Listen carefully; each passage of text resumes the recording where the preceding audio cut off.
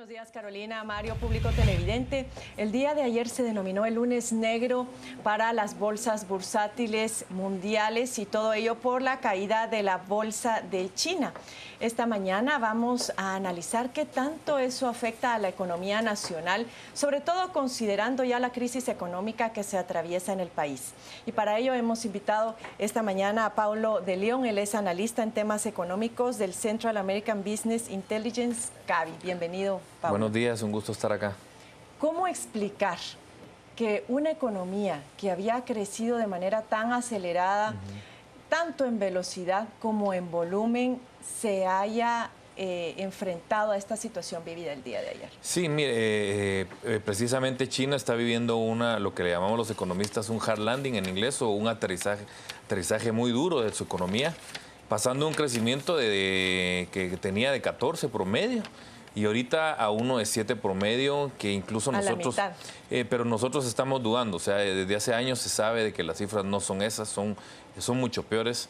Y lo que está pasando son dos cosas. Primero, una caída de la demanda por parte del primer mundo. Recuérdense, China le compraba a Sudamérica materias primas, las transformaba y se las vendía al primer mundo, que es Estados Unidos, Europa y Japón.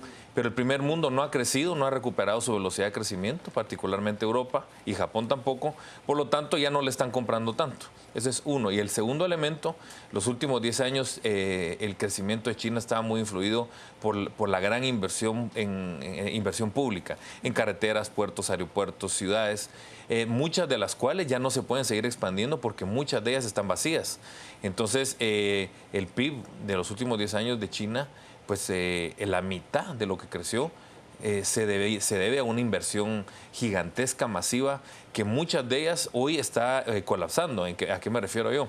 No tiene sentido económico que usted tenga, por ejemplo, una carretera hacia un pueblo pequeño de 3 carriles por lado. No tiene un sentido económico. Con un carril por lado bastaría.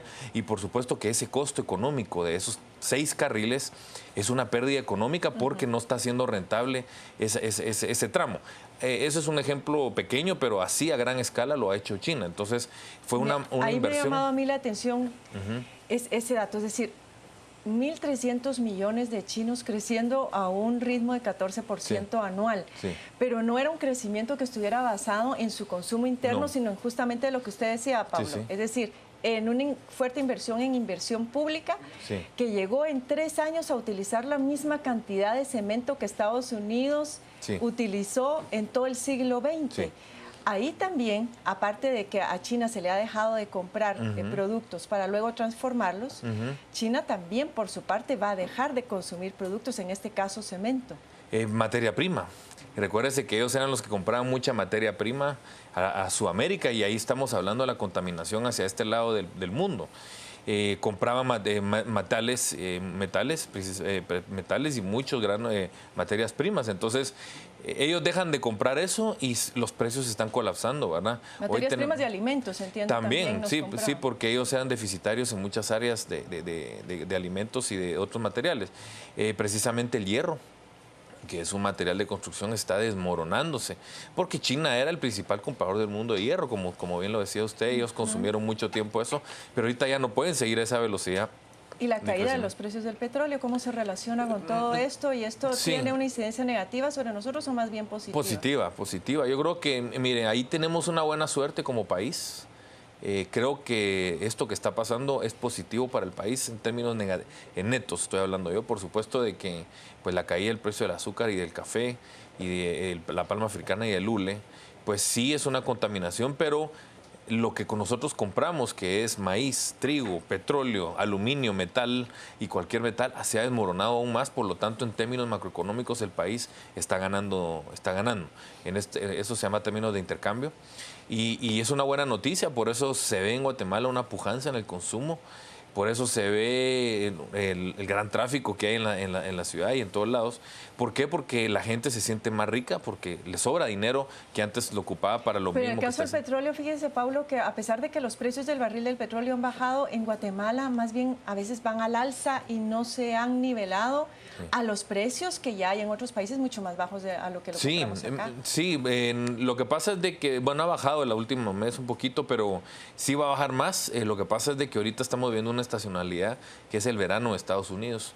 Nosotros dependemos de las refinerías de Estados Unidos y hoy las refinerías de Estados Unidos no se dan abasto porque como el precio de la gasolina bajó, pues todos los americanos están en verano y están manejando récord. O sea, lo que manejaron en kilómetros este verano en Estados Unidos es cifra récord. Entonces, eso se acaba el famoso Labor Day, que es el primer lunes de septiembre, cuando ellos regresan, dejan el carro en la casa y regresan a trabajar, y entonces vamos a ver que en septiembre va a haber una baja sustantiva en el precio de la gasolina en Guatemala. Yo atrevería a decir que por lo menos 4 quetzales el galón debiera de bajar para compensar eso. Pero es un tema de refinería. Recuérdese, hay que separar el mercado del petróleo del mercado de la refinería. Ahora, hay países que sí se van a ver más afectados. Chile, por ejemplo, porque los precios del cobre se vinieron para abajo y Chile depende de la venta de cobre. Bueno, Brasil, que ya de por sí su bolsa había estado a la baja y están en una fuerte crisis financiera económica, y con esto también les va a afectar.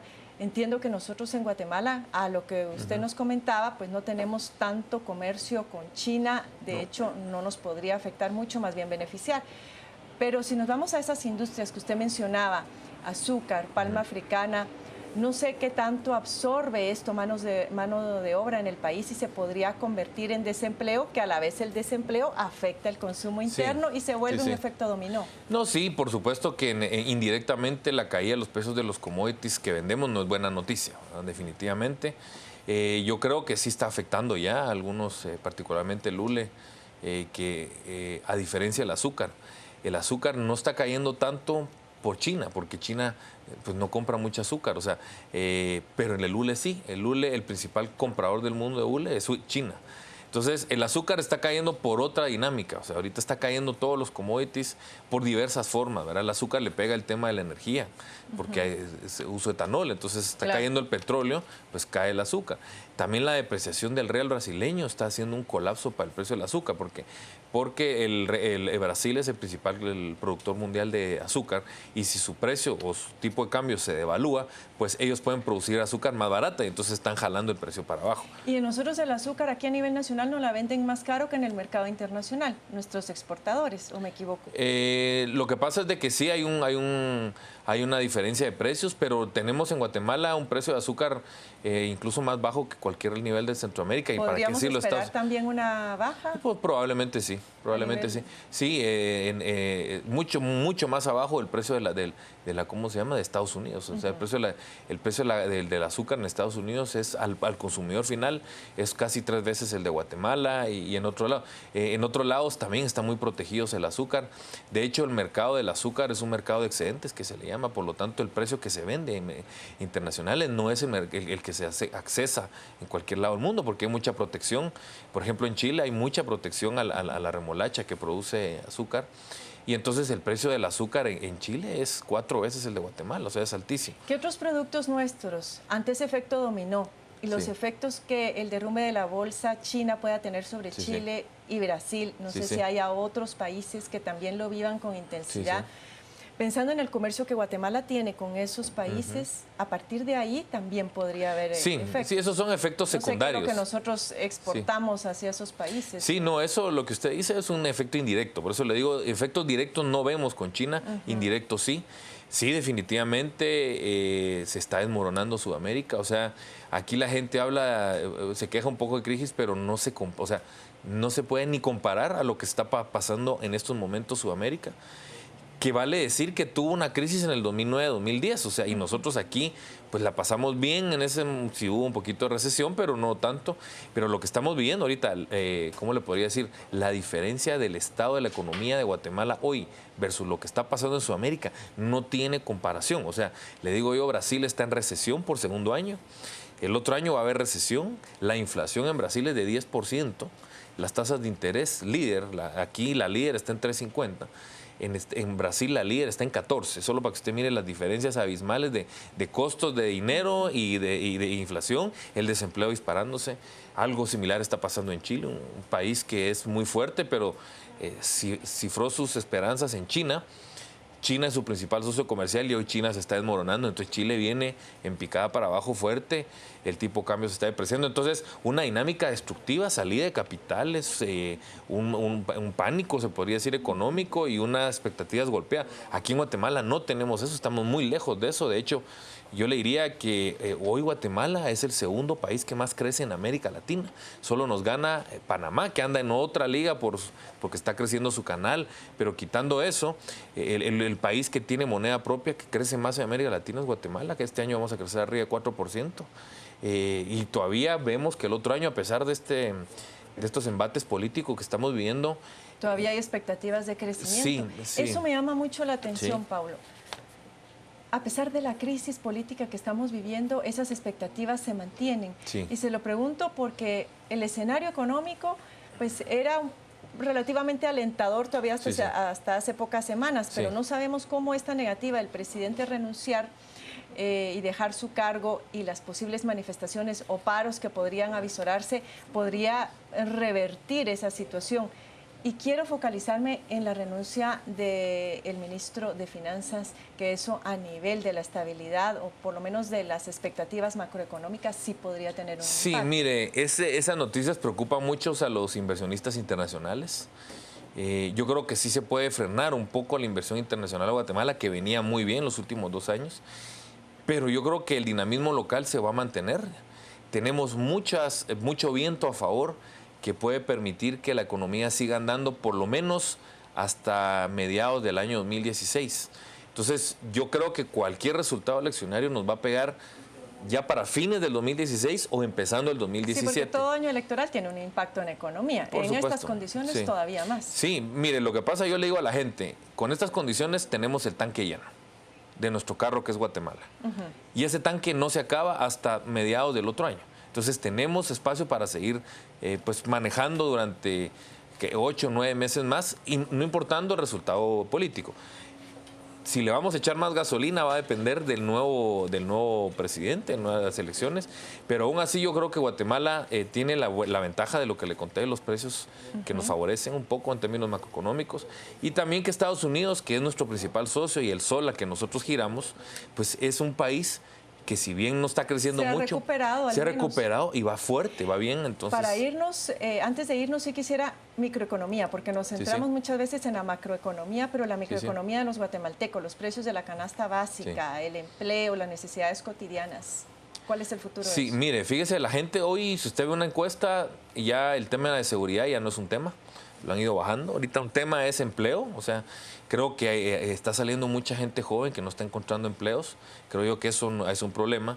El tema de la canasta básica, yo tengo una lectura diferente un poco. Está subiendo el precio de la canasta básica porque el guatemalteco tiene dinero y está comprando más cosas. Y entonces estamos metidos en un proceso de urbanización, que lo hablamos mucho con Quique Godoy, que es aquí de la casa. El guatemalteco, la ciudad, hay una urbanización del país, más gente urbana, y la gente urbana empieza a comprar más comida. La gente rural en un puñado de alimentos basa su dieta, el urbano la basamos en 25 productos, 30 productos. Entonces son estos productos nuevos que el urbano guatemalteco está demandando, el que más está subiendo en el precio de la canasta. Entonces, nosotros los economistas le llamamos un shock de demanda. O sea, cuando hay más gente comprando algo y la oferta no aumenta, pues los precios suben. Entonces, estamos viviendo una buen pasar, por eso le digo, porque si usted revisa el resto de rubros del IPC o de la inflación, están cayendo. Es solo el alimento porque la gente se está urbanizando y está comprando estos productos que antes no lo hacían. ¿Verdad? Interesantísimo. Me gustaría volver a conversar sobre este tema con usted en otra oportunidad, así que lo vamos a invitar nuevamente. Muchas gracias por habernos acompañado esta mañana. Vamos ahora a la mesa principal nuevamente con Carolina y Mario, quienes van a continuar con la agenda informativa de esta mañana.